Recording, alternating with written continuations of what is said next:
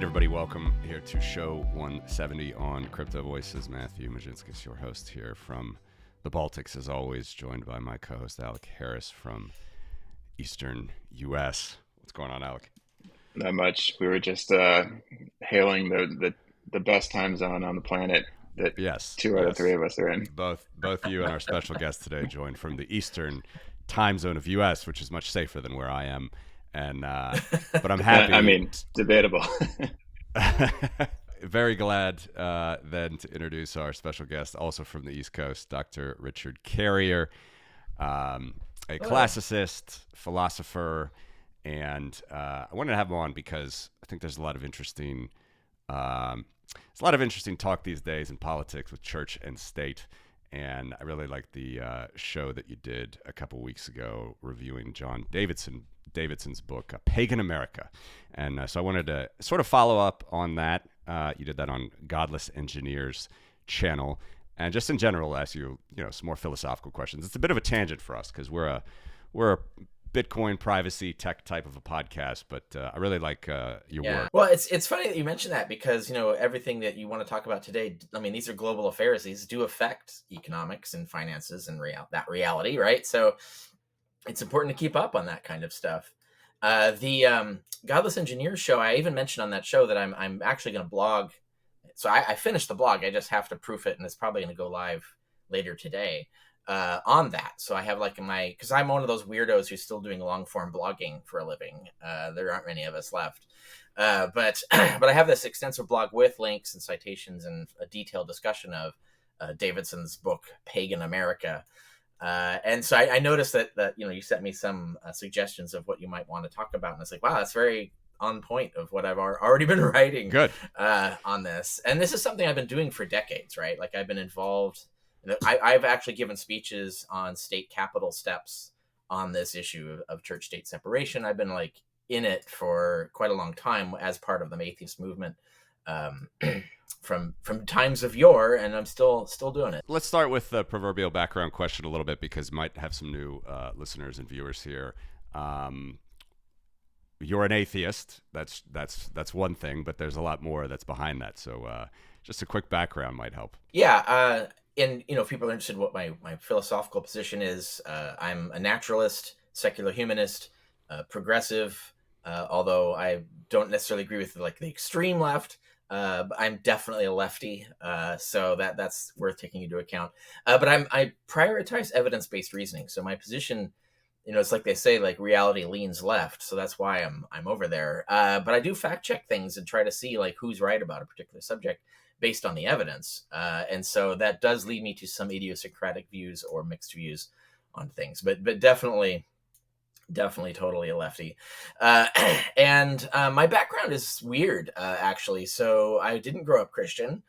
People assume you must hate Christianity because you had a bad experience. It's like, no, actually my childhood experiences with Christianity were great. It was, once I became an adult and a voter, that I discovered that there were these other Christians who were destroying my country. And almost every issue that I'm interested in voting against me are Christians. So that got me actually involved in activism against church, on the issue of church state and against Christian conservative encroachment in American politics. So that got me started back. But back then I was a blue collar guy. I was a construction worker. I did things like that, cut fire breaks in the hills. Eventually I joined the military, so I'm a veteran. And then after all of that, I went to college and then eventually ended up getting an Ivy League Ph.D. from Columbia University in ancient history. And that's what led to all of my counter-apologetics work for the field, where I deal with biblical history, New Testament in particular. And then, but my actual interest was ancient science, ancient intellectualism, ancient technology. And I got a smackling of ancient economics because my advisor, William Harris, was totally into Roman economics at the time. Not my specialty, but I did, of course, absorb a lot of that. And then from there, of course, at the same time, I was interested in, if Christianity isn't true, what should be our worldview and so forth. And so I got very active in contemporary philosophy. So I'm published in that field as well. And most in particular, my worldview book, which is Sense and Goodness Without God, which is basically describing my whole worldview.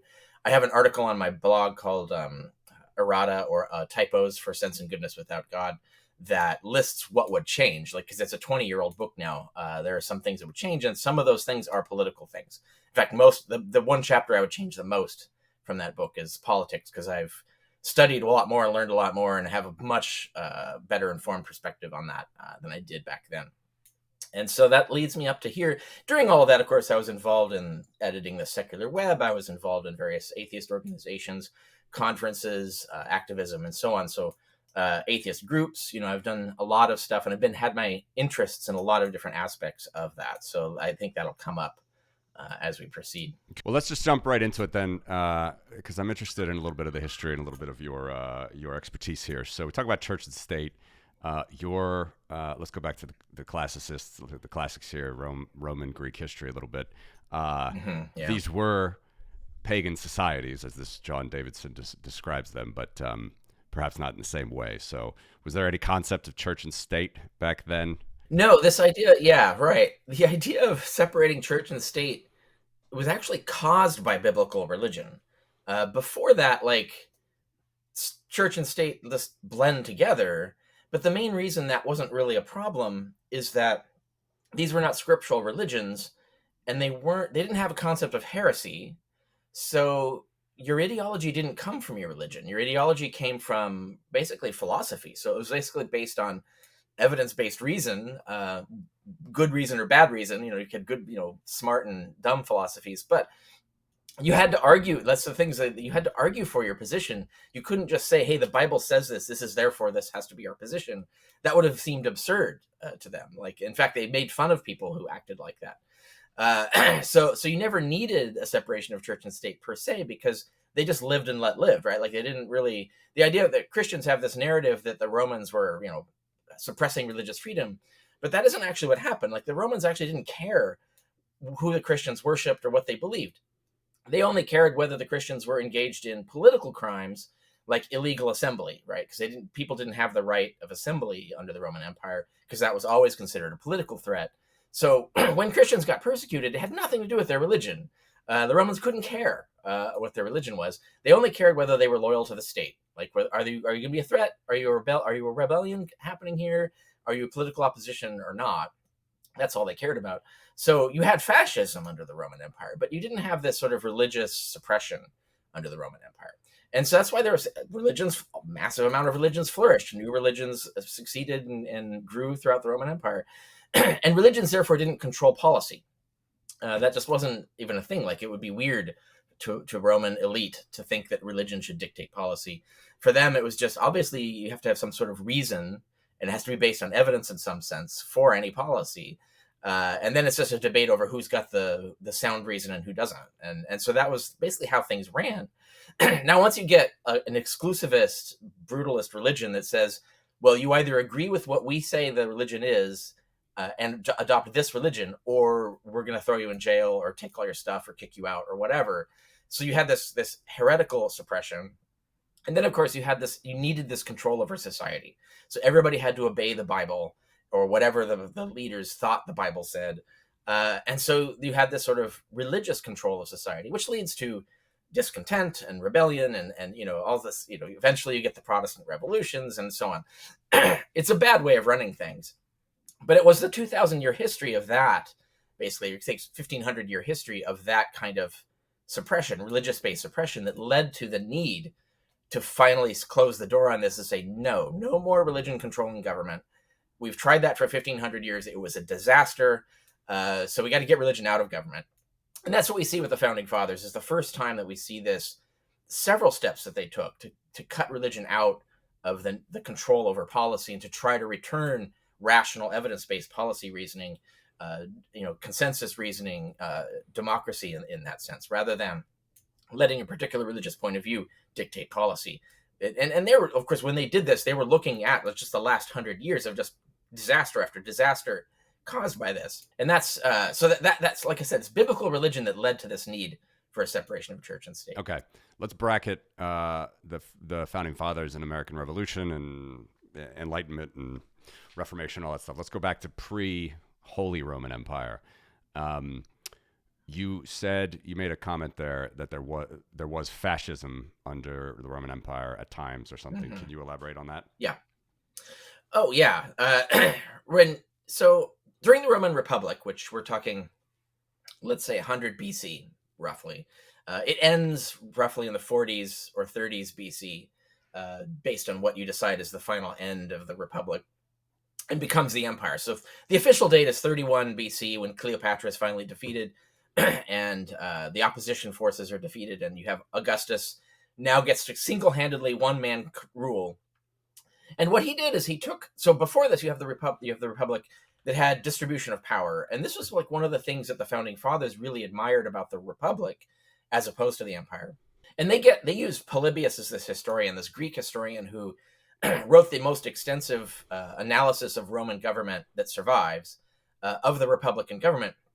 And they had things that he liked more than the full democracies of Greece. So Greece had like total populist democracy where majority rules. Like oftentimes there weren't even like this constitutional rights concept. Like the majority could just do whatever it wanted, and he didn't like that.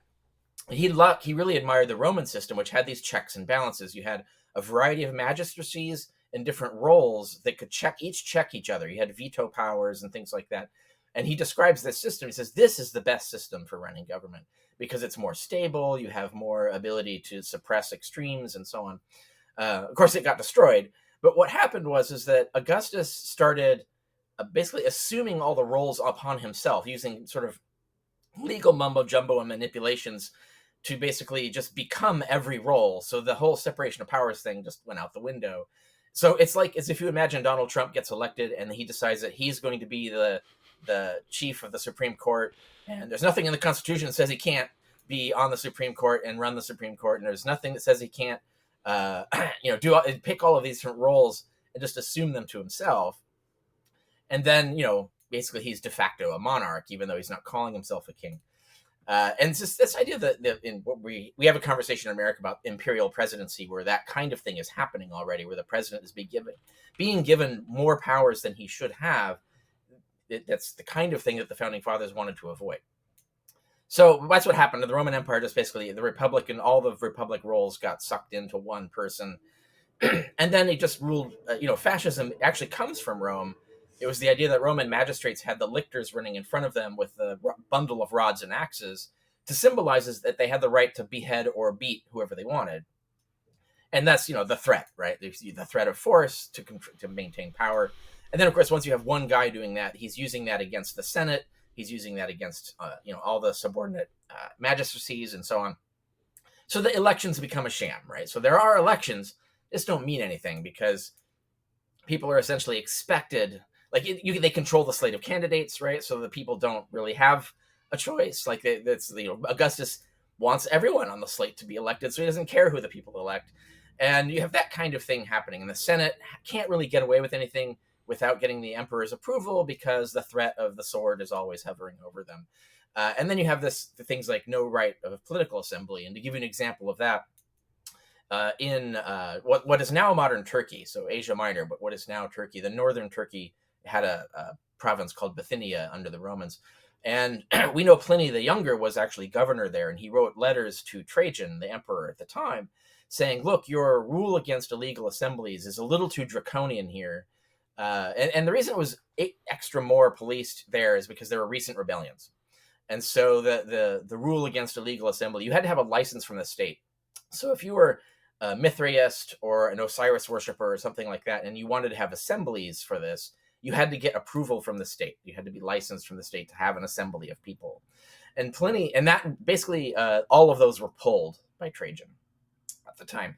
And so Pliny says, look, we need firehouses. We need firefighting departments because fires are getting out of control in the cities. And we need to reassemble the fire departments. But your rule against illegal assembly is preventing the fire departments from assembling. And Trajan basically writes back, yeah, but those guys get political. So no, we're not going to have fire departments.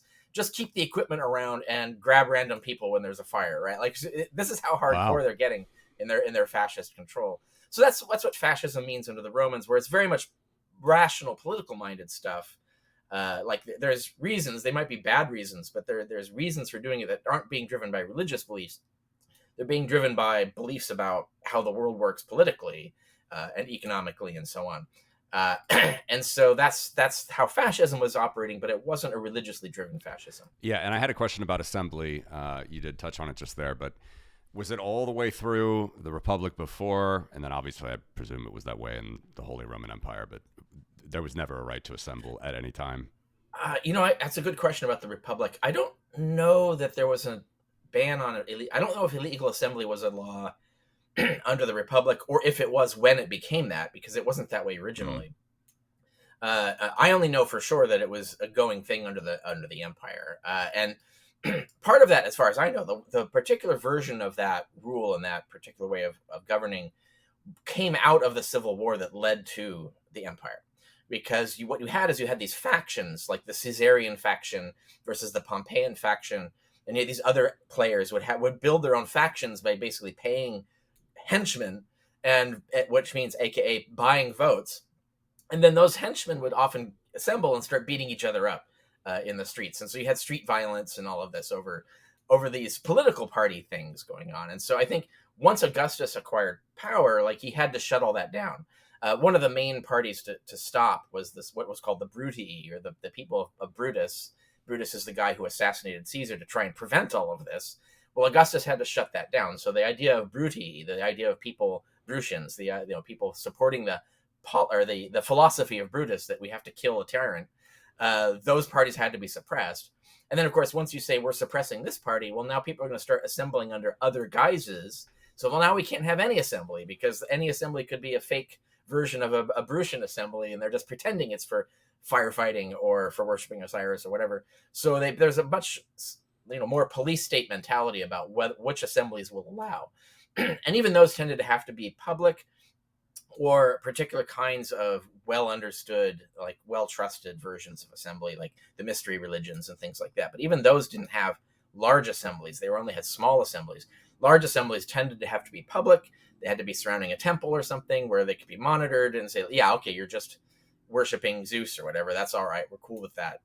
And that kind of thing. So that's the way that happened. And now, whether there were like attempts to suppress this kind of stuff before, there are some examples. Like there was the early Republican suppression of the Bacchic cult.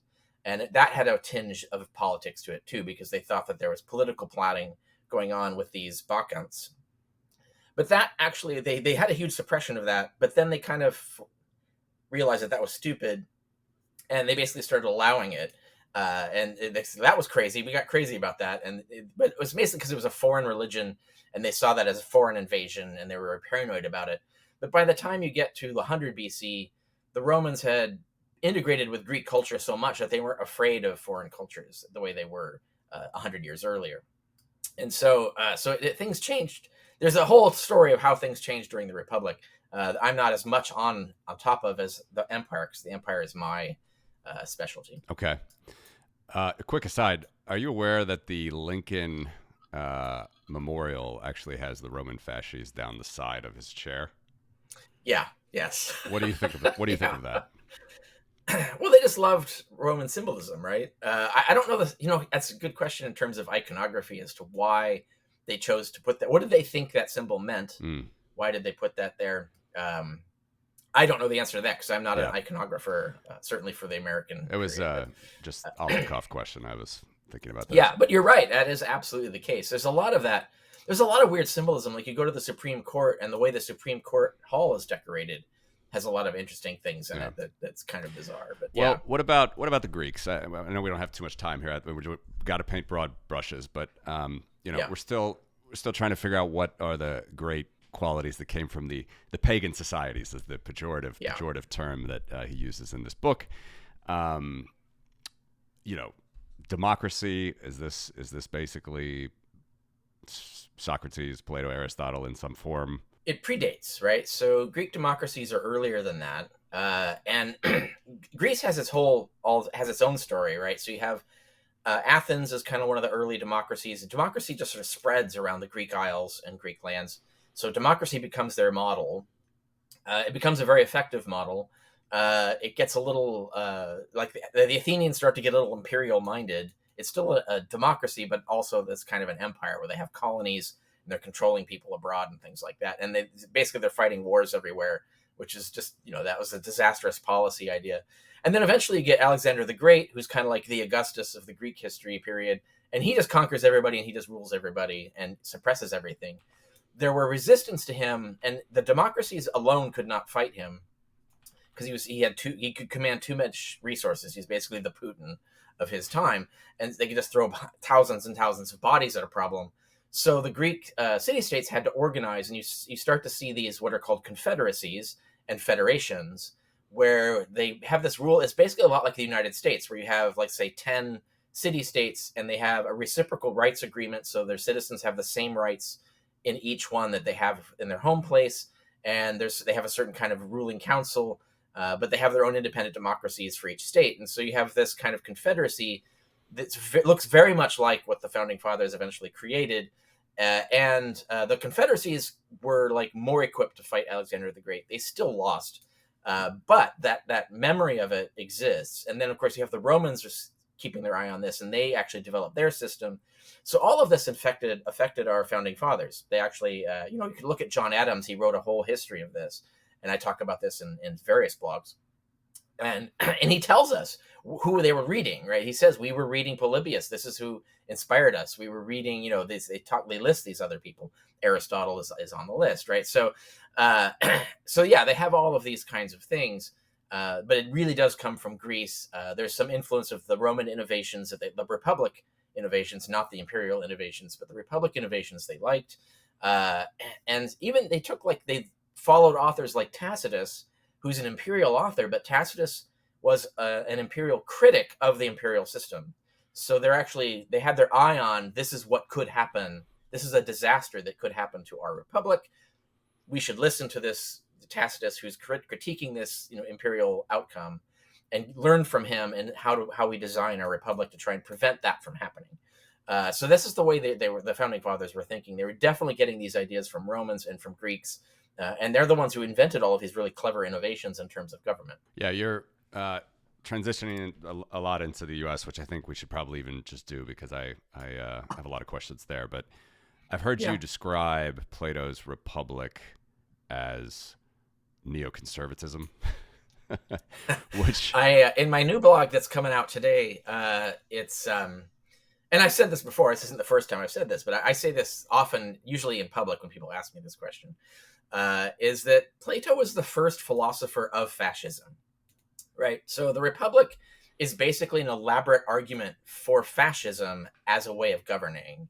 And in particular, ironically, religious fascism, because Plato's Republic has this idea, the fundamental idea that he argues for in there is that we need a myth, a religious myth, and we all, the elite all know it's false, but we have to trick the public into thinking it's true.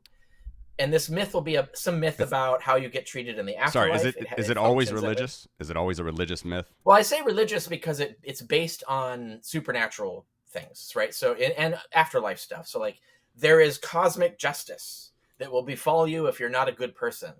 And Plato's argument in that is that people will not be good. Like they're just going to act, psychopathically and selfishly unless we scare them with some sort of supernatural understanding of the world.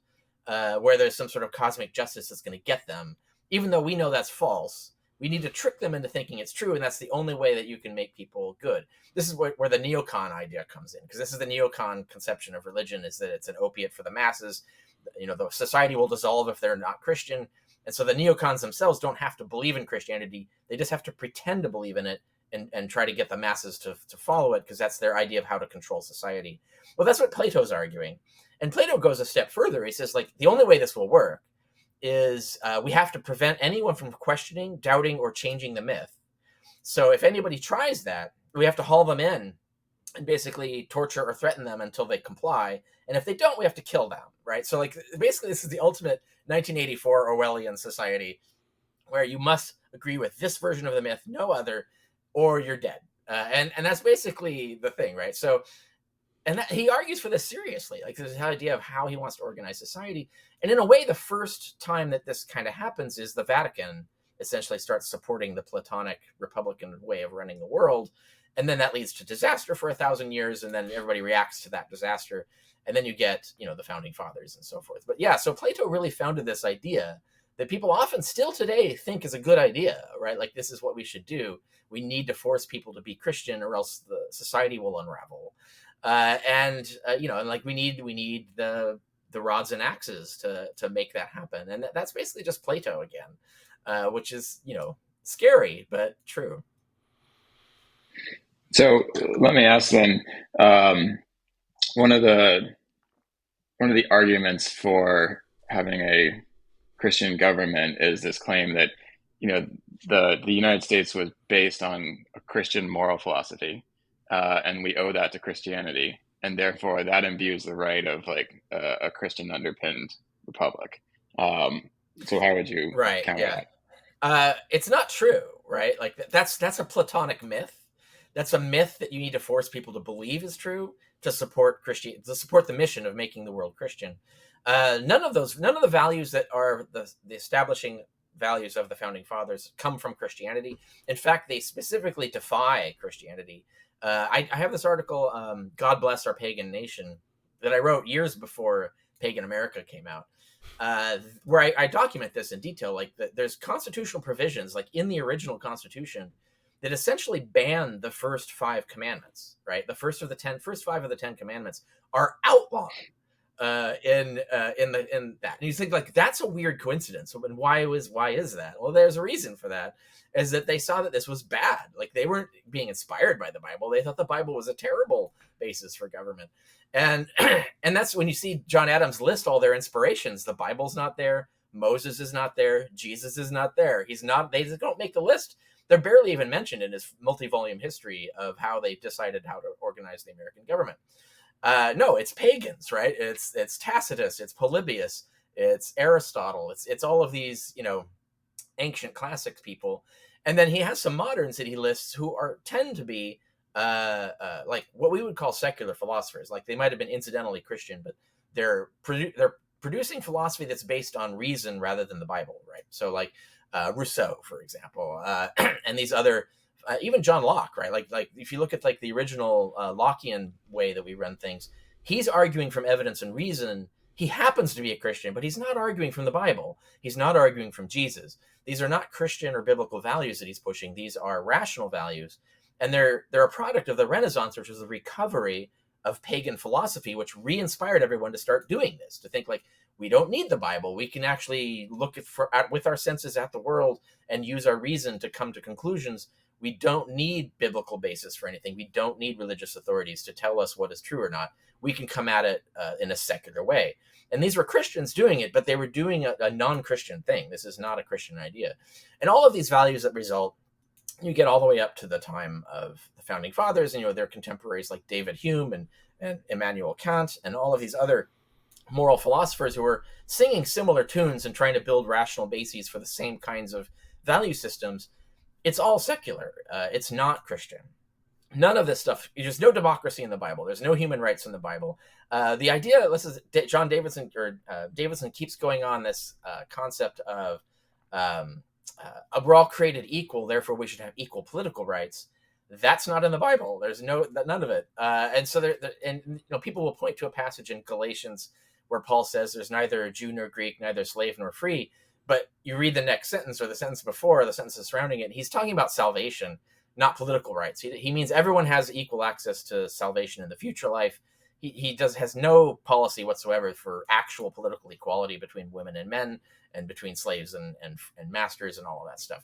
So and that's the closest that you get to anything that even comes near the idea of saying we're all created equal. That's not said anywhere in the Bible. And so that the idea of the Bible is actually, you look at 1 Timothy, it wants to take away women's rights based on the fact that men and women were not created equal. Like it literally says the opposite thing to this. So what Davidson's saying is false. Like these values are actually anti-Christian values that got smuggled in through, they sort of came up with clever arguments to make them sound like they were Christian arguments. But they're not.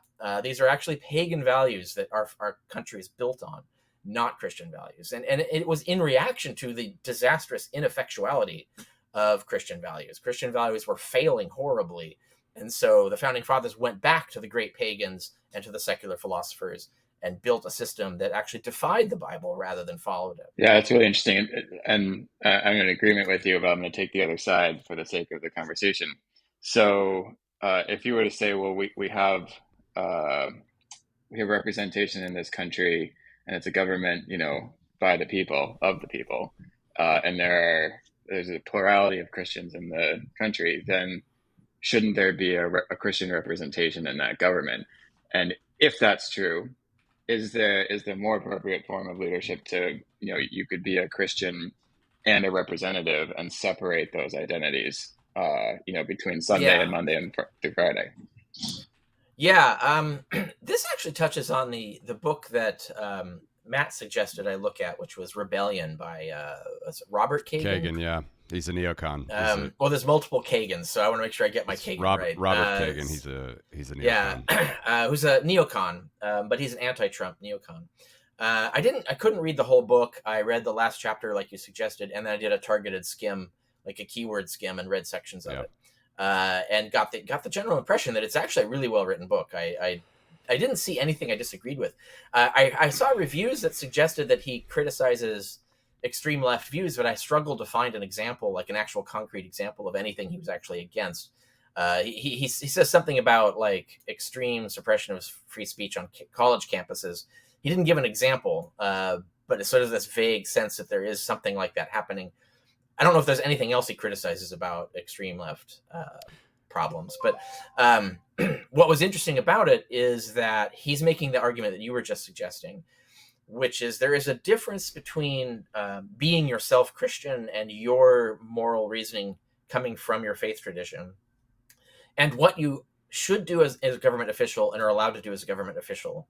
And the whole idea of the original liberal project of the founding fathers is that you should base your governing on evidence and reason and not on doctrine. And so, yeah, you should separate your roles as a Christian. Like, obviously, if we're majority Christian, incidentally, Davidson his main thrust is that that's not going to be the case in 20 years. Christianity is going to be a minority in America, and it's on track to be like that. Demographically, that's inevitable. But right now, he's saying, like, because that's happening, we need to take over now before we're like too weak to be able to take over the country. But the idea is like, yeah, if they're majority Christian, yeah, you're going to see a majority of Christians in Congress.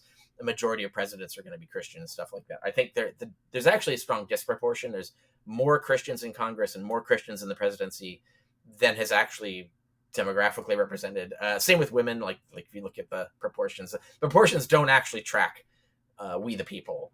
So there's an issue there. There's some sort of disconnect between our ideals and what our realization of them. But yeah, you can expect a majority Christian, but those Christians should think like the liberal Christians do, which is that we have to respect other faiths. We have to treat, for example, Muslims as equal to Christians in terms of the application of the law, in terms of the application of justice, in terms of distribution of resources. Like everybody should be free. And if we get certain freedoms to worship as Christians, the Muslims should get those freedoms and so on. This idea of equality has to come prior to your religious belief. Whereas if you have come in there with a religious belief that, no, we should be able to force everybody to be Christian, ban public Muslim celebrations, and just do this, that's returning to the original Athenian model of democracy, where the majority rules and you can just violate any rights you want as long as the majority wants you to do that.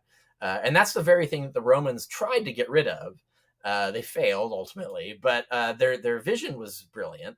And the founding fathers liked that. And that's what the founding fathers wanted to prevent, is exactly that. This idea that the majority could just order someone killed. I mean, the classic example is Socrates. He was executed by the state for political reasons. Like it was basically, there was this one incident where there was this naval battle and the fleet lost and they had to flee to save the fleet. But that meant they left all these bodies of the dead in the sea to, disappear and be eaten by fish or whatever. And this was considered such an outrage that the Athenians wanted to execute the naval commanders.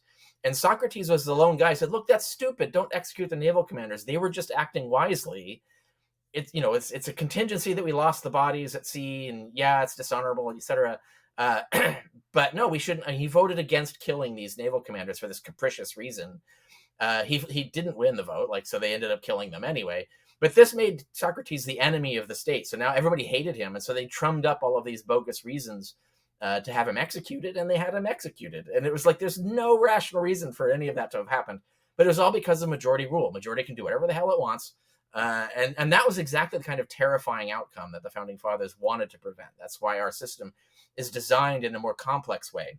It is not a majority rule system and was never meant to be. And so people who want to honor that, like who actually want to honor the Constitution and its ideals, need to come into government with that mindset. It's like, yeah, actually, we are not a majority rule country. We are like a reason and evidence-based rule country. And we're a consensus building country. That's what we are. And that means we have to compromise with people who disagree with us, right? Like that should be built in to the system. And I got that impression from Kagan, is that he's really into like, this is how the system should work. And that's from a perspective of a neoconservative. Like he's definitely a conservative, but he's one of these like reasonable conservatives who actually has principles that match, like he actually lives his principles. And so I find that fascinating and refreshing to see. I would like to see more conservatives like that. Although the Republican Party has driven them all out, so we don't have those anymore. I just wanted to add a comment, and I'll kick it back to Matt. But one of the forms of intellectual dishonesty I see in the leadership in the country is that somehow, because you have a religious background or upbringing, that you cannot divide that from anything else in your life. There's no way to have any duality. But if you look across every other career path in the country, like, airplane pilots don't see a storm in front of them and say, God must want me to fly through it. They say, I have measurements and instruments, like, we're going to deal with this. And scientists and doctors and bus drivers and everyone. But for some reason, if you're elected into Congress and you come from, a certain background, you cannot have two minds about anything. And I do think that's right. That's a lack of conversation. That's a lack of debate. That's an anti-intellectual stance, which I think you characterize well. I would say to look at it also, that's true. That's a really good point. And also there's another way to look at it, which is that there are plenty of Christians who've been in positions of power who don't take that position, right? So there are plenty of Christians who understand this concept that I can have my own faith principles and live my faith. So like a Christian who says like, I'm against abortion, therefore I should not have abortions. But it's not my business to dictate that to other people, right? Like, so that's my religious reasons. I will live my religion. But the law should actually serve everyone, not just me, right? And so that's the kind of attitude that is the attitude you need to cultivate. And we have plenty of examples of Christians who are deeply faithful Christians who can adopt this principle. So there's no sense in which you can't do it, even at the level of government. So what you really have here is that conservative Christians are really fascists. Like that's actually their core position, is that we desperately need to control society in a brutal way, or else the horrible things will happen. Devils will fall from the sky, right? Like it's they think that society is going to go into absolute ruin if we don't like shoot up a pizza parlor that might have pedophiles in the basement, right? Like it's that kind of sort of moral panic that they think that they have to have absolute control to do this. And so they're coming in as fascists, and then they'll use rationalizations like you just suggested, is that, well, I can't be a faithful Christian and not implement my moral views upon the rest of society. Like, that would be dishonest not to do that. And it's like, no, it's absolutely not a rational position, but it is what they do to rationalize their belief, which is their belief is actually fascist. So it is actually anti-constitutional. It is anti-republic. It is, it's definitely anti-democracy and so on. And that, I noticed that was Kagan's point as well, although he focuses more on the secular side of how this happens in terms of the attitude of Trump supporters. He's less focused on the Christian side of it. But I do think there's definitely have things like the family and these other Christian groups, the Armageddon lobby and so forth, that are really hardcore. Like their idea is that we do need to make this a Christian nation. And literally need to enforce Christianity. And Davidson, for example, the book that I talk about on Godless Engineers channel and in the blog that I'm about to publish today, Davidson's Pagan America is all about exactly this. It's like he says, we can't have public gay parades. We can't have gay people in public. We just can't. And so we need to ban it everywhere. Like you can never have a parade in public. You can never have drag shows of any kind anywhere. It's just, we have to ban this because it's going to create these attitudes in society that are going to dissolve society And so we can't have that. And so we have to go in. And this, at the same time, he'll say like, well, Christianity is responsible for these wonderful, beautiful ideals like religious freedom and freedom of speech. And then in the next chapter, he's talking about nothing but suppression of religious freedom and freedom of speech, right? Censorship. He literally he wants to censor libraries, public libraries. He wants to censor them. It's like, so he'll praise the freedom of speech idea and claim that it comes from Christianity. It doesn't. But then he doesn't really believe in any of that. Like he actually believes that we need more censorship, or to put it differently, he needs to be in charge of the censorship and not his enemies, right? Like it's really, censorship is cool as long as I get to do it. Like that's basically his point of view. That's the reality. So like in reality, he's a fascist. And all of this, oh, but it's Christian and stuff. It's better for society. And our nation used to be Christian. It's all based on Christian values. That's all bullshit. That's sort of meant to sort of justify the fascism. So all of that Christian stuff is Plato's myth, right? That's the myth that you use to control society. That isn't really true, but you need it. You need people to believe it's true in order to affect the fascism, which is the actual thing that you want to accomplish. And so that's why so these conservative Christians are really fascists, and they're fig leafing it with their claims to religious belief and so forth. That's why you get like Davidson complaining. He literally will list because he can't suppress gay people, that is a violation of his religious freedom. So he's reinterpreted religious freedom as the freedom to suppress other people's freedoms. And he's, that's the whole idea. It's like, how dare you criticize me for being a fascist? It's just my religious faith. Shouldn't I not be criticized for my religious faith? Right? Like that's the idea. And it's where he can't separate, or isn't willing to separate the mere fact that he's a Christian from all his horrible fascist beliefs that he absolutely can be morally judged for. And so that's this disconnect, I think, is part of the rationalization for their actual mission.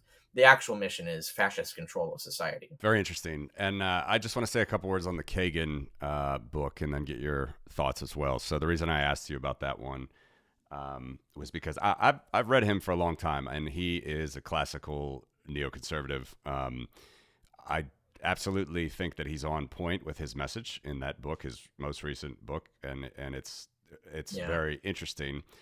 But the rub is, and this is what actually is going to turn, let's say, the MAGA people off, the Trump people off, even libertarians off, which I can't imagine the libertarians are falling for this, but they are. They are actually so disillusioned with the empire that the neocons brought up 20 years ago, which they did. And when I say empire, I mean in the wake of 9/11, it was so serious. It was so, there was that fear. That fear was around. It's one of the questions I wanted to get to maybe later, but the fear was around after 9/11. There was literally a sort of do it at all costs, bring freedom back to us, bring safety back to us. And neocons were the guiding light of that policy. Kagan was one of them. Bill Kristol's his buddy. They're all in that camp. And so I have a very difficult time taking them at face value, kind of like Plato's Republic. They have, and there were other neocons that definitely pushed the Christian control thesis as well, right? So just this idea that people need to be Christian so that we can control them is the idea.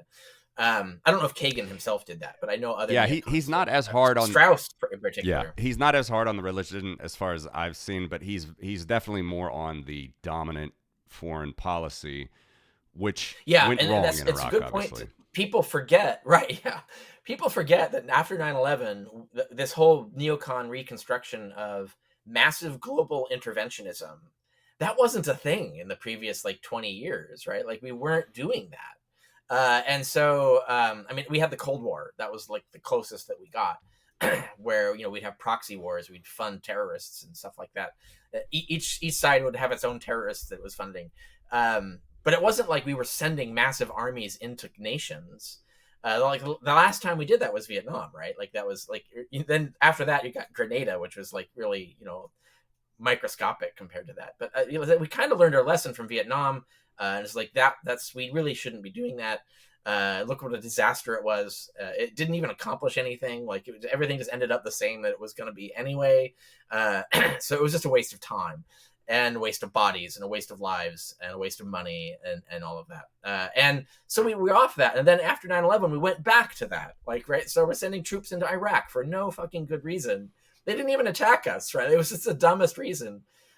And so when we've been involved in that, we've been stuck in with troops embedded in hostile countries, our own people, or not proxies, but our own people, for a really long time. And it's interesting to notice that the Biden administration is going back to the old way of running wars, which is just fund people, don't send the boots in.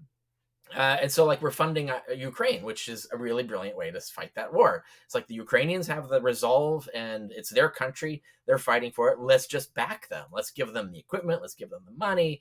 And we don't have to be interventionist. We can let them take control of their own country. That's not the neocon way of doing things, right? That's back to the old way of doing things.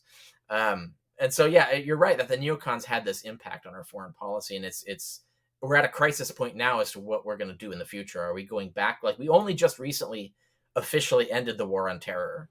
And if you're a military veteran in the US, you notice this, because it used to be from 2001 until recently, I can't remember what year, you would always get a National Service Medal, which is a medal for fighting during wartime, for serving during wartime. And you would just, everybody got it. It was just, as soon as you're recruited in for years and years and years, you would just get it no matter what, because it was just a permanent war. It was like, we're just permanently at war with the world. Like, there's not even a specific place that we're at war. It's just, we're just at war in general.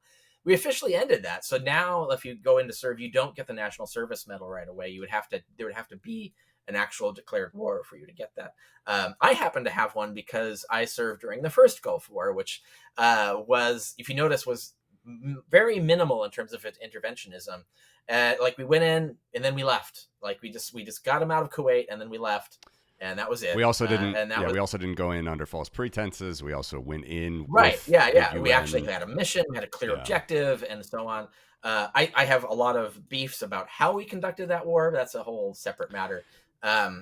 There's limited time in the interview, I think. Yeah. But it's very interesting, and I think, I still want to try to bring it back to the ideas of what can make a good functioning state, but I'll try to let's go a little bit more, because there's a lot of listeners to this show that they're libertarian, they're classical liberals, they're Bitcoiners, some are hard right, some might be center right, a little bit different than I think from where you're coming from. But what? Well, yeah, and also, but libertarians and I are supposed to agree on this anti-interventionist policy, right? Like, they're supposed to be against foreign wars as well. Well, this is why I wanted to bring. I'm going to do it just because I'm living over here. I'm close to the Ukraine war. I really didn't want to get into it too much, but I want to know your thoughts on this, because I think it's just a general, when it comes to foreign policy and it comes to what is the state supposed to do for its people.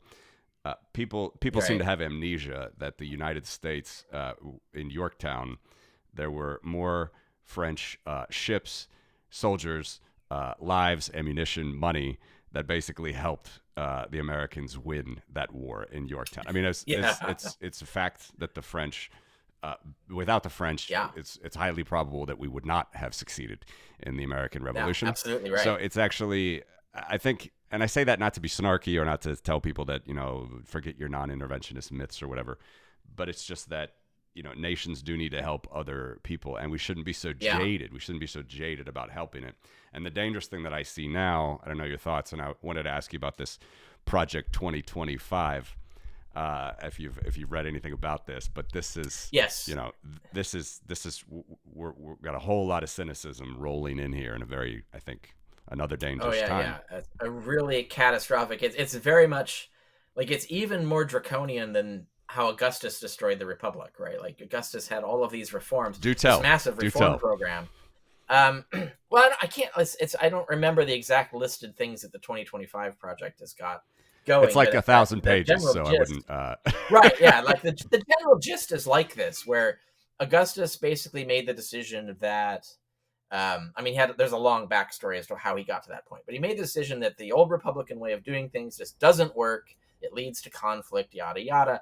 So these institutions have to be destroyed and completely rehauled into a more fascist organization.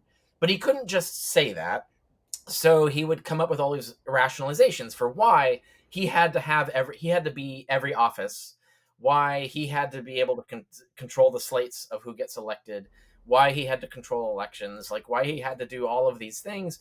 And then he has all this moral legislation because he had a lot of changes in terms of how he wanted to organize society that really like looks like classic fascism and in the way that we know it. Like his idea of promoting families, right? So like one of the things that he did is, and it's one of those weird things that's kind of like both a good thing and a bad thing, which is that he passed a law that said Roman citizen women, any Roman. So the way it worked back then is that women were not really able to control their own affairs. They always had to have a male guardian co-sign everything. And if it had to be their husband, their brother, their father, or one assigned by the state. So no woman could just sign a contract or make decisions on her own financially. She had to have a guardian co-signing. Well, Augustus said, if you have 3 kids, if you're a citizen and you have 3 kids, if you give the state 3 soldiers, essentially, or 3 people that can produce soldiers, we will exempt you from guardianship laws.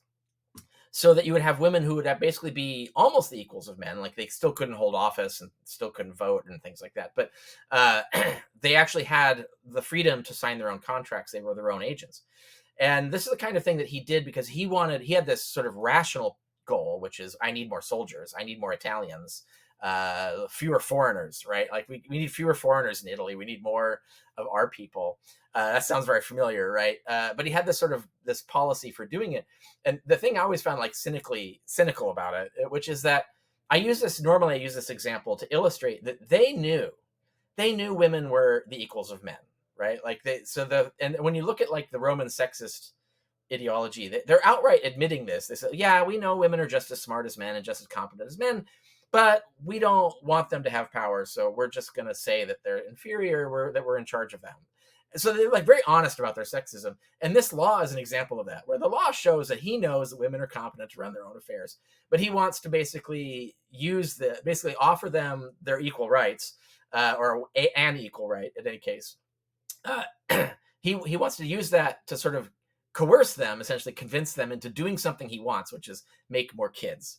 And that's very that kind of cynical approach to things. Is very the 2025 project really sounds like that. Like a lot of what they're doing is like this. We need to destroy all of these, ideals and attributes of government, and we need to manipulate society in particular ways.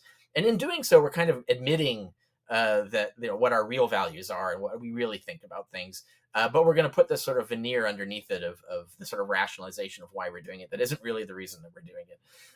But it is, it's the march towards fascism and the destruction of the republic. And yeah, that's where I see the similarity there. I think the 2025 project is worse than the things Augustus did, the kinds of things that they're talking about. So I have a little bit of a pivot of a question. But I think one of the things that atheists have pointed out and articulated well is that over time, there are many things that at one time were the domain of religion or have been explained by religion that ended up being the domain of science, but the opposite is not true. However, Right. Is there a realm wherein it is not the dogma or orthodoxy of religion, but it's also not the realm of the empirical or the natural, that is spiritual? Is there a middle ground there, or is that realm just the yet undiscovered? So, as a philosopher, the first thing we always do is we need to isolate what it is that you actually mean, right? Like, what do you mean by the words that you use? And when you say spiritual, like, I'll give you an example, but like, what is it actually you're talking about? So, in terms of like facts, like factual reality, I actually published a peer-reviewed article on this like ages and ages ago, but with regard to Buddhist claims about spirituality. So it wasn't even like anti-Christian; it was criticizing the Buddhist perspective, where they have this idea like, can you get to facts about reality through spiritual means, so spiritual methods and so forth? The answer is no. Like if it's a fact about reality, and that can include fact about yourself, fact about your brain, fact about your mind, a fact about your body, and so on. Facts can only be gotten at through the scientific method or some iteration of the scientific method. So what is spirituality then? What does that do? It is not a method for learning things about reality. It can be a technique for, we'll take an example of meditation. Like meditation can have psychological effects that are positive. But the fact that it does is an empirical fact that can only be discovered and proven with science, right? So, but that still leaves the fact that it does. Like meditation can be a helpful process for coming to understand yourself better, for controlling your emotions better, for relaxation, controlling stress. Stress has physical effects that are negative, as well as effects on your behavior, and that can be negative for yourself and so on. So meditation actually can have benefits, but that it can have benefits can only be proved empirically in the straightforward scientific way. But that doesn't take away the spiritual reality of it. If we say spiritual in sort of metaphorical sense, is that you think of it as what feels spiritual, and even like the doctrine of the Buddhist concepts of what you're doing when you meditate, which are different from Taoist meditation. Which, incidentally, I grew up in the Taoist tradition, but that stuff can still be true in the sense that the technique works. If you get yourself in a certain mindset, if you believe certain things, you can get your mind to a certain place. That's all true, but that doesn't make those beliefs factually true independently of the process. And so I think there's a place for spirituality, but it doesn't. You can't use it as a method to get at reality. You can only use it as a technique for self-modulation and self-understanding, basically. Yeah, very interesting. And forgive me, but I'm going to have to drop, and I'll leave the big brains to a higher-minded conversation. Dr. Carrier, pleasure to meet you. And next time, aliens. Yeah, all right. Awesome. Oh, I have a lot on that subject. Yeah. Can't wait. We'll mark it up guys. on the docket. Taking a moment to remind you that this show is brought to you by Trezor, home of the original Bitcoin hardware wallet. For over 10 years now, Trezor means business in Bitcoin security and functionality. When using their wallet software Trezor Suite to connect to the Bitcoin network, you're automatically connected via Tor, protecting your identity and giving you full control of your coins in a fully open source manner, both on the software level and on the hardware level. So head on over to Trezor.io to grab your brand new Trezor Safe 5 with a secure element, as well as a ton of available accessories to back up your keys and keep your coins safe. I did have one sort of follow-up to that, because I think it's, again, trying to appeal to people that are in the space that I'm in. And, myself, I've never actually talked about religion on this show. I don't think at all. Maybe once I talked about Eastern Orthodox Christianity with an old Bitcoin coder. But the question that I had was, what is your, just backing up, no political things, what Alec asked there, the sort of self-modulation, as you call it, or where you can find community, spirituality, whatever word you might want to use. Mm-hmm. Does that have a place in sort of what you would envision as a more idealistic society, or are you thinking that this is still some sort of a Plato's Republic type of a thing when you're looking at people, if you're looking at, what is, that's a big question about atheism, but what is your view on it? No, it's a good question. And the short answer is yes. And because we have tons of science backing this, that social groups are good for people. But the thing is they don't have to be centered around religion. What if they are? It can just be a bowling club, right? Yeah. Right? Like it doesn't really. So, and we have lots of other examples. I often notice, like, for instance, there are these Jewish community centers, is a model that you find in America in various places. And the community centers don't dictate dogma. Like, you don't have to be an Orthodox Jew or a Reformed Jew or whatever. Their aim is to help the Jewish community, so they do have that. But there's no dogma about it. They just get together for social events. They get together for help. So, like, if someone has a car that they want to sell, but they want to, like, help someone out by selling it cheap to someone. If you have a couch that you want to, look, this perfectly good couch, I want to go to a good home. So they organize these sort of community value things that will actually help the community, but it's organized around basically the humanist principles of community. It's not organized around you must be anti-abortion or you must vote for Trump or whatever. Like, there's no this no enforcement of doctrine. And I think I've been to Unitarian Universalist communities. I've been to ethical societies. So, like, there's a variety of, like, hardcore ethical societies that have been around for, like, over 100 years. There's not a lot of them. Like, it's a dying tradition. But I've been to a lot of these sort of, and even atheist community centers. So there are a few of those. There's not a lot, but there's some that do a similar model where they get together for community events and they have positive community groups. There are others that they have a pod organization where, like, some people are into sci-fi, and so they have a sci-fi pod where the people go into that and can talk and converse and share movie viewing events and things like that. Or you could be a knitting pod, and like you're all into knitting, and then so you get all the social benefits, you get all the community interaction benefits, you get the sharing of resources and all of that. So you can do all of this without a specific religious dogma. What has happened, and it's been happening for thousands of years since Christianity took power, is that these forces who want to control society start to take over, like basically embed themselves and control these communities because they see them as a useful vehicle for getting their ideology enforced. And to give you a really clear example of this, Matt Taibbi did he used to do a lot of what do you call it, embedding stuff, where he would basically go undercover in a society. And he did like 911 truthers. He did the Republican Party machine in Florida in 2000. So he's done all these sort of like on the ground, sort of hiding, pretending to be one of them, and then writing about it.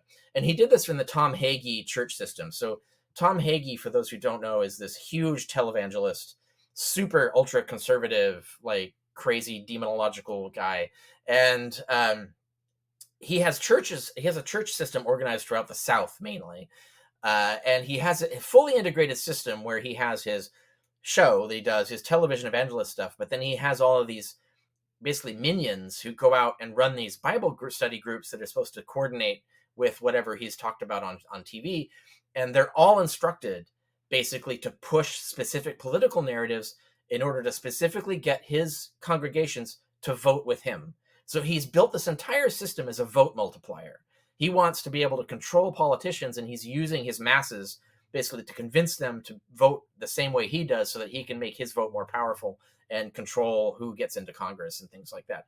And so he's just coerced, or he's co-opted this entire system that could have just been this innocent, let's get together to talk about something we like the Bible, and where he's basically taken it over and he's using it as a vehicle for control.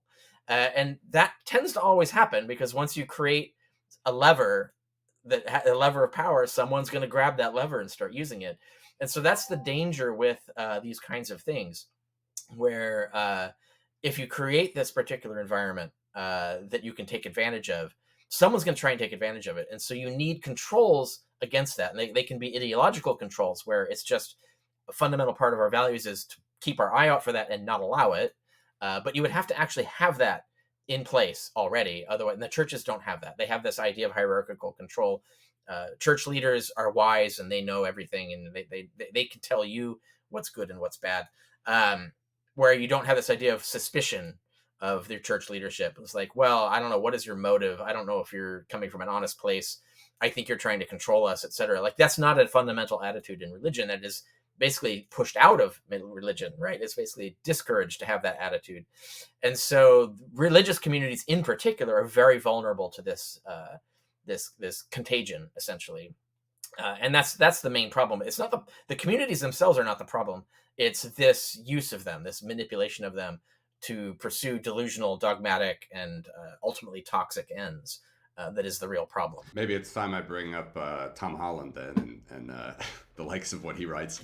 Right. Dominion, British author, and not an actual historian, as I understand, but more of a popular writer. But this idea has taken hold a lot, I think, lately. You've seen a lot of atheists, even, or people that used to be atheists, say that, well, actually, it's just the... Well, Holland, it's worth pointing out, Holland himself is probably an atheist. Like, he waffles a bit, but he takes a position that's very similar to atheism. That's what I mean. He's not a very committed Christian.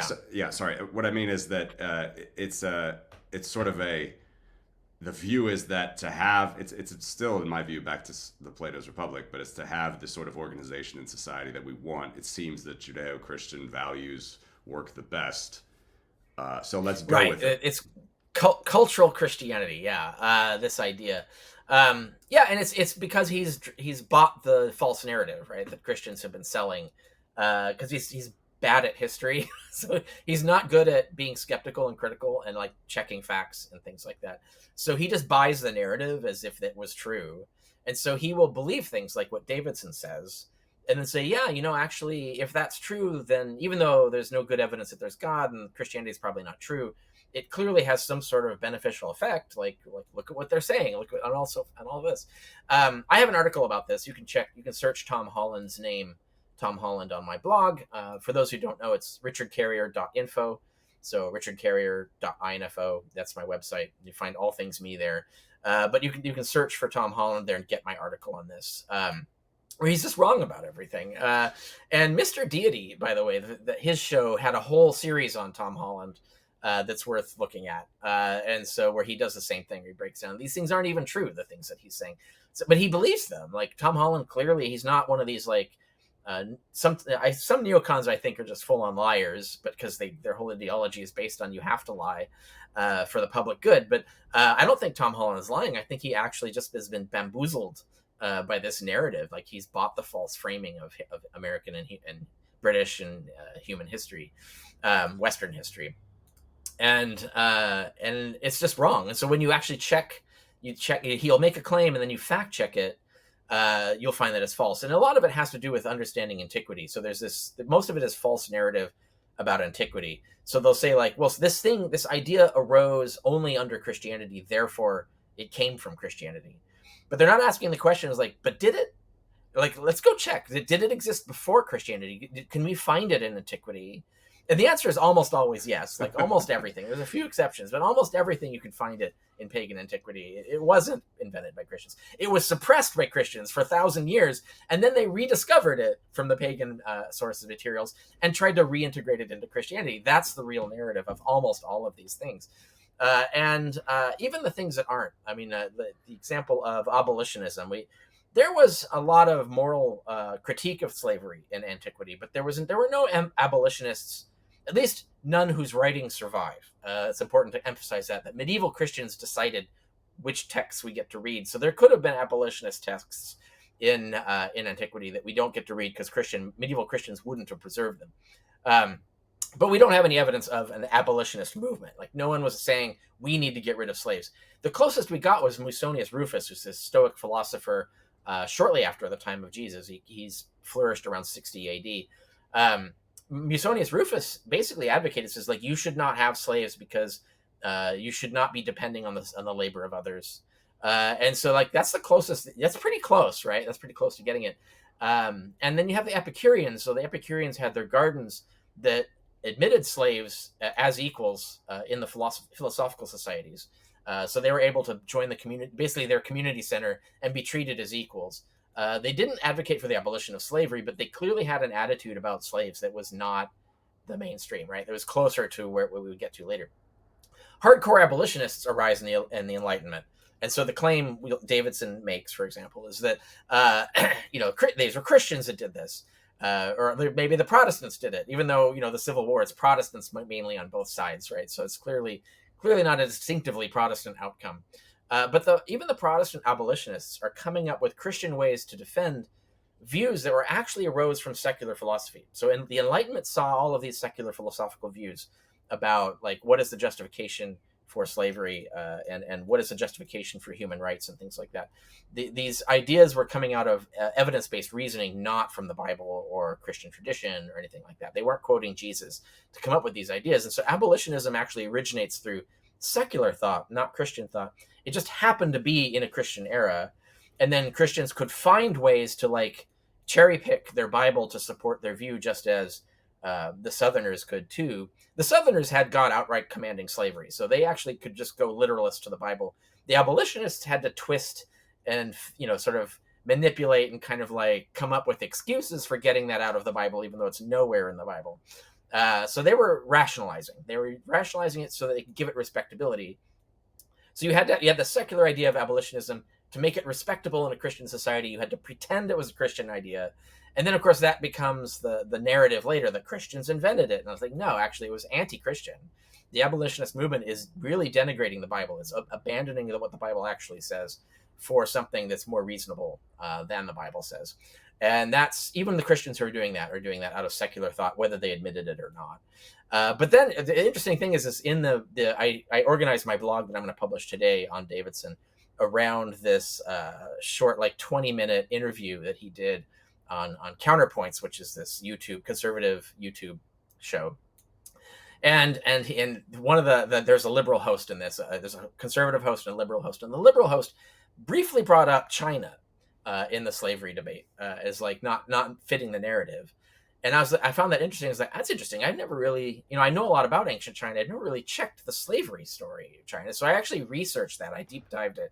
And I was astonished to find that China has never been a slave society. So like, while the Great Han Empire, like around the time of the height of the Roman Empire, same time, and very similar industrially, very similar economically, very similar in might, and so on.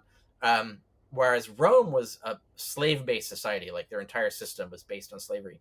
China was not. They had almost no slavery. They had slavery, but it was like super microscopic, and it was more punitive slavery. It wasn't like their agriculture was based on slave system, or manufacturing was based on slave system. No, it wasn't. Like they had almost no slavery. They had a little bit of slavery, and then there was a lot of critique of slavery throughout the years, throughout centuries.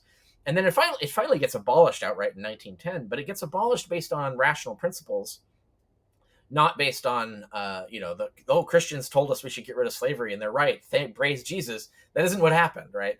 But the interesting thing, the fact that China had a much longer history of abolitionism and never really took to slavery as a way of doing things at all, even when they were like hardcore pagans, back in the day, tells you that the Western Christian narrative is false, right? Like this idea that pagans are slave owners is false, right? Like you need Christians to get rid of slavery. It's false, right? Like it's not true.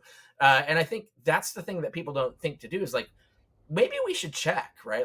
Maybe we should check, well, what was going on in China? If we want to understand what's natural to paganism, and compare, like actually go check, not just go check what was going on in Greece and Rome, but check what's going on in China and India and these other nations. And I think, so that's how the false narrative gets invented, and also how uncritical thinkers get seduced by it because they don't check and they don't realize that the narrative is false. It doesn't fit reality.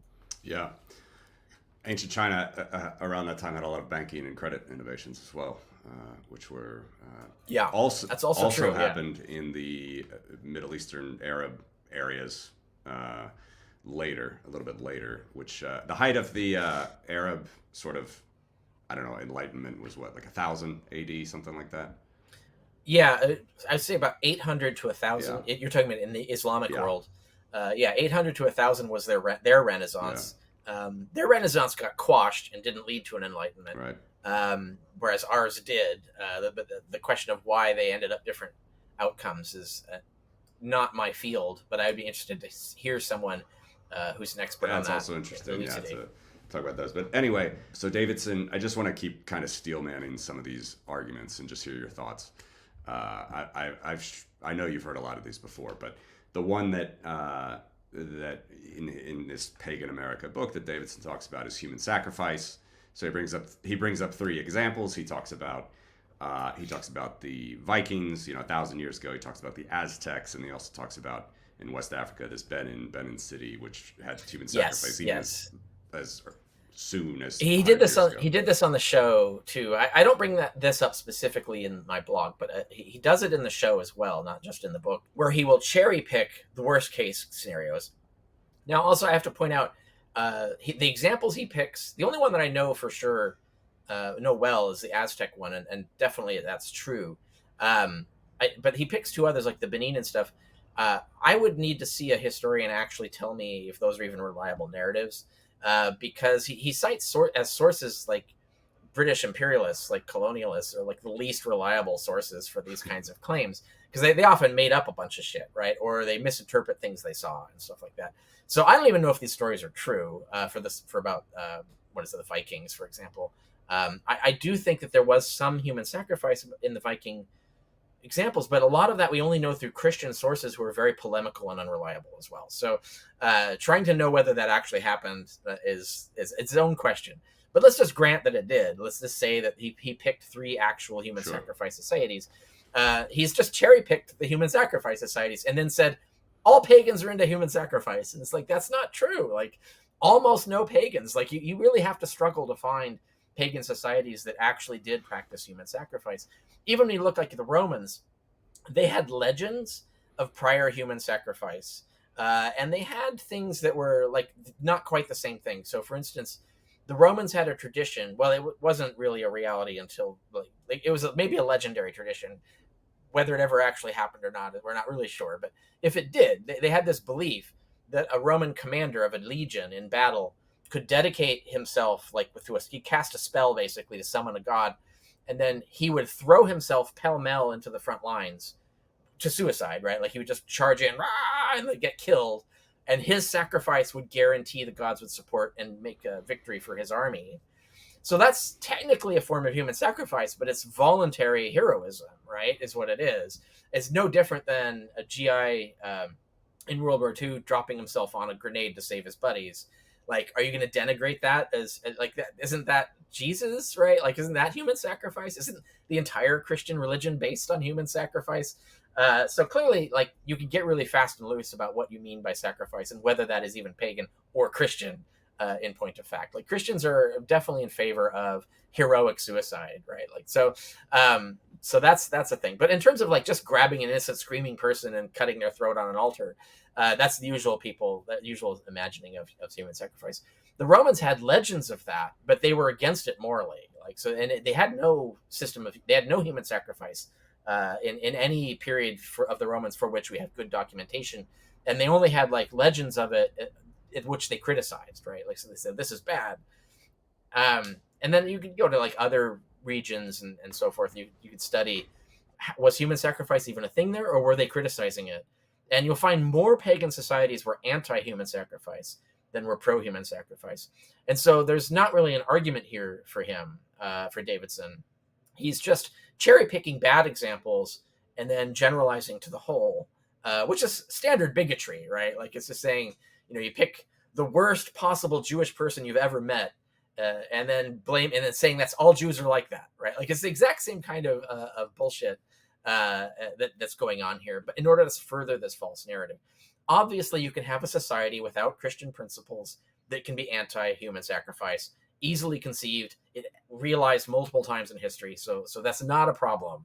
It's a non-problem essentially, but it's worth pointing out to our audience that Davidson furthers this narrative in order to, through a lot of hand waving, connect it to euthanasia and abortion as what he calls pagan human sacrifice, right? Like this, even though that's not what's happening. Like no one is having an abortion to appease the weather gods so that they can have a good football game the next day. Like no one's doing that, right? Like, and euthanasia is not like, that's voluntary. That's a person whose life is miserable and they're choosing a particular exit. That's an exercise of freedom. It's not a sacrifice. It's not pagan. But he needs to be alarmist about these things and somehow add this pejorative term to it. It's pagan human sacrifice. And then people react, oh, that's terrible. Therefore, abortion and euthanasia must be terrible. Like it's emotional manipulation. It's not rational argument. And it's worth being aware that what his agenda is in making these weird arguments. Yep, understood. Okay, we're getting to the end here. I want to be sensitive to your time, but let's finish it off maybe with perhaps the easiest one I've heard. I'm sure you've heard this a lot. I think that it's interesting. Maybe we'll have to save this for the next interview. But I know that you said that you're moving to the left mostly in your political socialist. But I understood you had some interest in Ayn Rand before. Is that right? Oh yeah, I was so. Yeah, my backstory, we go way back. The only reason I want to tie it is that because I'm much older. She says she's Aristotle all the way, so I was wondering what you think about that. Yeah. I'm much older than I look. So really long time ago, I was a hardcore Marxist for a brief period. And then Ayn Rand fanatics convinced me that Ayn Rand was the shit, and I was a hardcore Randroid. Like I had whole collections on cassette tape of her lectures and things like that. Like I was a hardcore Randroid. Until like I got disillusioned with that and realized that was just as much bullshit as the Marxism, and so dogmatic. I have this perspective. She's dogmatic and factually wrong about almost everything. Like all her factual premises are really deeply problematic. Any example? Just curious. Well, like her whole history of the railroads, like the 19th century railroad labor disputes, is just completely bogus. Here's relative to too. Like her story of the gold standard, like how that changed, like it's completely not factually correct either. So that's relevant to some of your audience, I'm sure. No, she said if you go and check the facts, like they're more complex and they don't track the way that she portrays them. But the one that also, like, because there's also, she was illogical. This is the other thing. Like, she would claim to be this rationalist, but she really was not. And there's an example of this, and this is the thing that kind of that led me out of that insanity. Is I listened to a lecture she gave, I want to say to maybe it was West Point. It was some military academy. And she gives this lecture. It's her standard lecture. It's a beautiful, eloquent case for her dogma. And one of the cadets gets up and asks her, like he relates like what she'd said accurately. He says, well, if it's the case that theft is wrong, right? Like that if someone owns land, you can't just take it, right? There has to be negotiation, and there has to be this sort of organized, lawful exchange. And if somehow land ties to labor and you own the rights to labor and you've cultivated the land, it's your land. Shouldn't we give all the land back to the Native Americans, right? It's like, this is a bit of a problem, right? Like this in terms of her internal logic. Like she didn't really have any rational tools to deal with this as a challenge. So she went on this long racist rant about how Native Americans are just savages who deserved everything they got. And it's like, wow, okay, it's way to abandon all of your principles suddenly and just be shockingly racist suddenly, which is a very non-rational, like unrealistic portrayal of the Native American situation. And there's a lot of hand-waving and irrationality there. Like, even if you extract some sort of logic, like the idea that, well, they didn't farm, which isn't true. Like, many Native Americans did farm. But farming isn't the only use of land, right? So like Native Americans relied on hunting. So managing, like we did this, like kings and countries did this for hundreds of years before this, is that you manage a forest for hunting. You have to curate the forest, right? Like you are, that is labor. You're actually maintaining the forest, maintaining the stock of the forest. You can't overhunt it. Like, this is a management issue. This is labor. This is definitely a property issue. So the Native Americans, right? Yeah. So the Native, and you could say like, well, they owned it collectively. There's no individual owned land. Well, collective ownership is still a part of your whole doctrine, right? Like you can have partnerships and corporations. So like, there's no rational way to get to where she was arguing. But anyway, so that's an example of what I mean, right? Where you need to get your factual premises correct, first of all, which history is more complicated than these sort of simplistic narratives that are designed to push an agenda. And that was the thing with Ayn Rand. Almost everything, she would distort history to further her agenda. Like, she would start with her conclusion and then basically with a Texas sharpshooter fallacy, build a version of the premises around the conclusion to sort of lead to the conclusion, rather than going the other way around and taking a hypothesis as something to test, so that you attempt to falsify it through an accurate analysis of the facts, and then realize when it's wrong, and then when it's wrong, you fix it, right? Like, it's an anti-scientific method.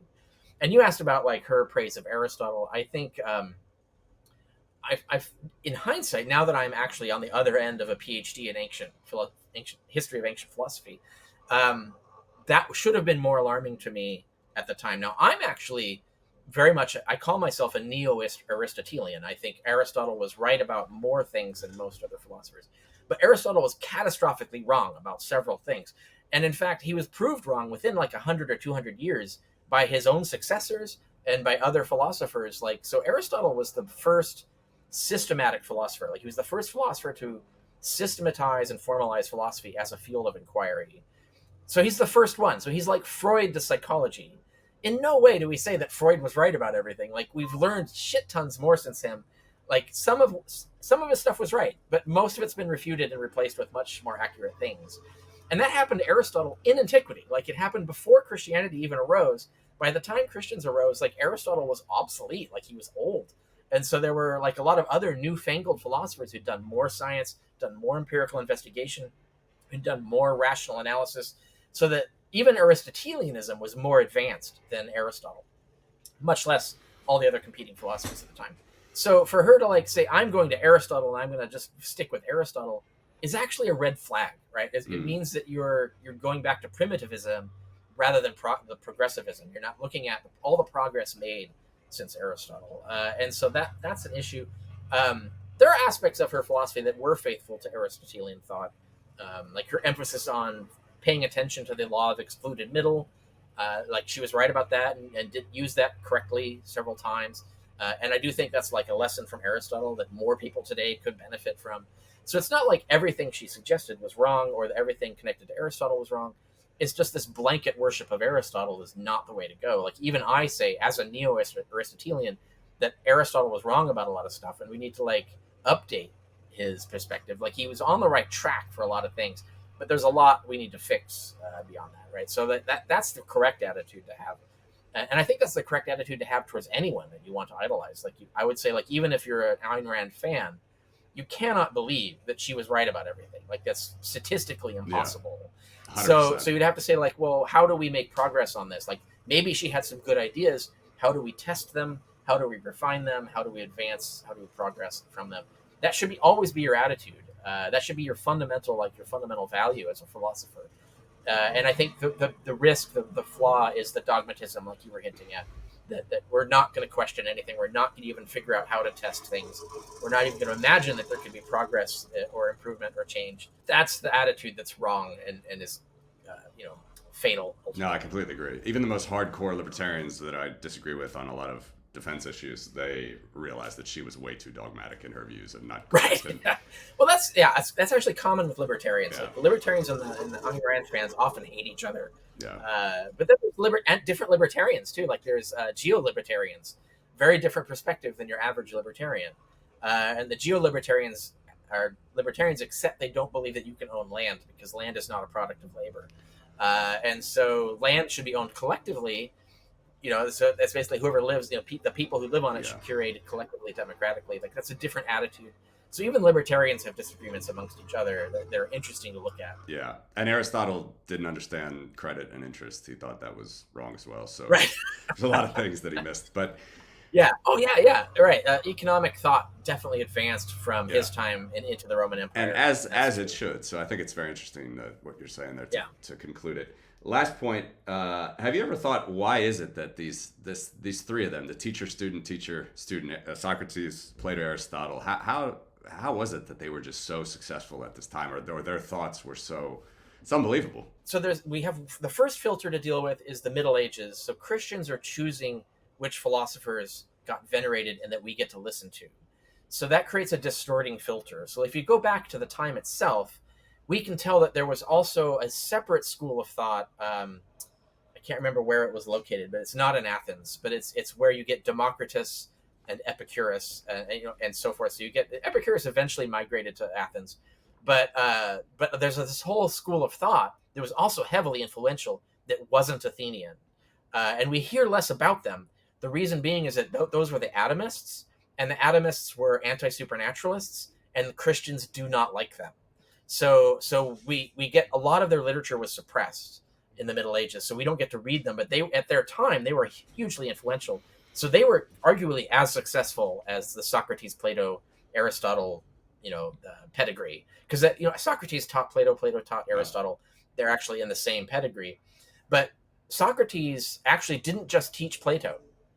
He taught a variety of other people who went on to create huge philosophical systems that were massively successful, arguably more successful than Aristotelianism. So like the Stoics, they trace their pedigree to Socrates. The Epicureans don't trace to Socrates. That's that other group. But they had their own offshoots and they were very successful. And then you get like the Cynics. They trace back to Socrates. And then you get the skeptics or academics. They trace to Plato, but they went in a more empirical direction than Plato. So they're very different. So like you get to Cicero, he's more of an academic tradition. He's technically a Platonist, but he's much more an empiricist than Plato was. And even the Aristotelian tradition, by the time you get to Strato, who's the second head after Aristotle of the Aristotelian school, Strato is a full-on naturalist. Like he's gotten rid of the prime mover. He has a much more empirical. He's very heavy into running experiments on physics and things like that.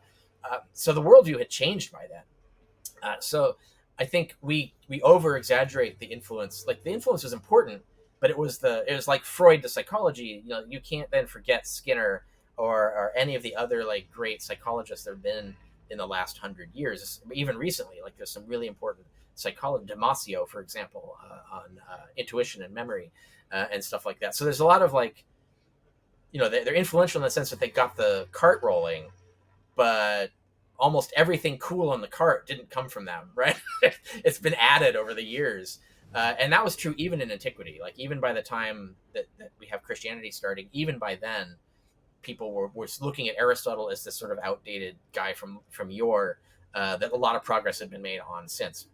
And so I think it's important to remember that. So so we got to get past the medieval Christian filter and do look at that. But what was so successful is I think they were the best at articulating these arguments. Plato very much in an emotional way, Aristotle in a very rational way. And then these techniques become expanded on and used because they're very effective. Because they're very effective at convincing people. And so people want to emulate those techniques for argument and persuasion. And so that's why they were very successful. And it ties into Athens being the first mover on democracy and thus being much bigger on open argument. Argument was fundamental to the entire political system. So that's why they had rhetorical schools, and why one of the things that Socrates was executed over was supposedly claiming to teach people how to make the worst argument sound the better, because that was their whole system was based on argument. And so there was this fear of you could manipulate people with fallacies and emotional manipulation and things like that. So that was all a part of their politics, and that's why that happened there. And then the same principles spread out, and that's why you got I can't remember the other school. I can't think of where it was. It's defying me right now. But anyway, the same ideas got everywhere, and so that's why they were so popular. I think it was kind of the first mover problem, and they were the best at it. And that inspired subsequent thinkers to use similar methods to keep going and carry the ball down. And the fact that he was executed, it was what was the poison? It was a flower, right, or something that parallel. I thought it was I'm pretty sure it was hemlock. You mean you're talking about Socrates? Yeah. The by that he had to drink himself. By paralysis. Right.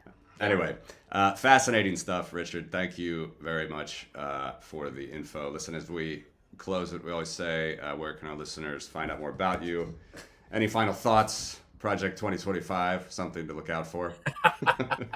Well, I would say if those viewing want to hear more about this topic, my blog will drop later today at some point, probably tonight. I'm not sure exactly when, but it is Debunking. What's the title of it? Hang on a second, I'll get it.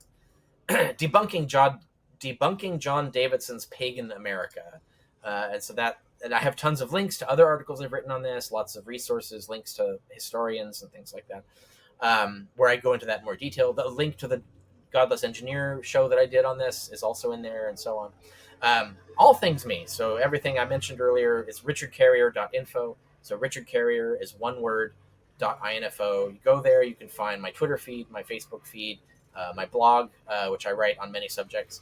And you can get all my books from there. I teach courses online if you're interested in critical thinking, ancient history, religion, contemporary philosophy, all of that. You can get in on that deal there as well, and everything else that I do. So there's the various things down the right margin that are advertisements for things that I'm associated with that you might be interested in.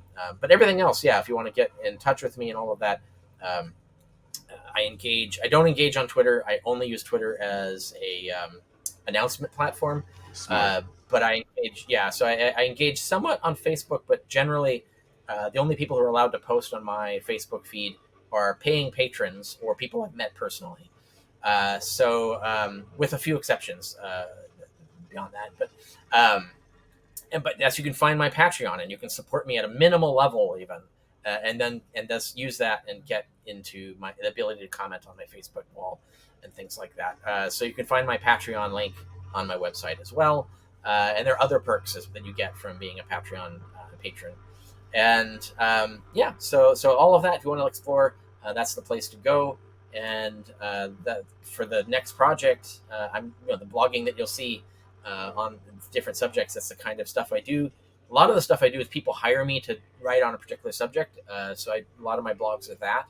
And so if people want to hire me to get my perspective on something, they're welcome to do that as well. And you can reach me that way. My email address is available on my website or my Facebook page and so on. Great. We will link to all that as well in the show notes. And Dr. Carrier, really appreciate it. Until next time, thanks a lot. Yeah, thanks for having me on. It's been great.